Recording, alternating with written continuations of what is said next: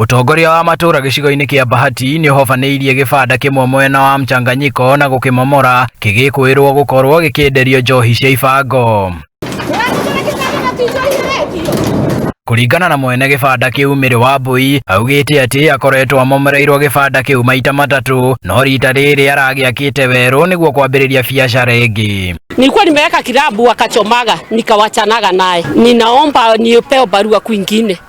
Sasa wanakata na mbio lazima nipewe barua ajili ya kuna sheria yote. Kuna wenye wanakubalisha wauze pombe bonoko kwenye wanaokotaka pesa. Ndeto ni nyititwo baru ni muingi itura-ini riu makiuga ati Wambui arakite gibanda kiu niguo ambiririe biashara ingi kuona ati ni acenjetie hari biashara ya wendia wa njohi cia ibango na uguo ti kihoto kumomorerwo gibanda kiu.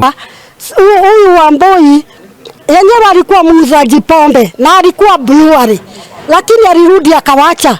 Sasa tunauliza serikali hii ya Ruto, Gachagua na Ruto, si mtusaidie. Ni Jambi na ninauliza kama club tu ni moja inaweza haribiwa, vilabu huku ni nyingi. Huyu mama aliwacha pombe, alikuja akachomewa mara mbili na akawacha pombe. Wakati aliacha pombe akajenga hapa tena aweke kazi nyingine si ya pombe.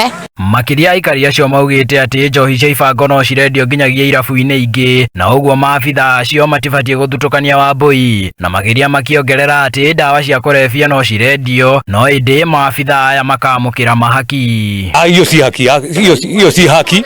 Pombe ziko, ukianzia hapa uende hizo barabara yote hivyo utakuta mahali wanauza pombe hizo, pombe bonoko kwenye wanokota pesa.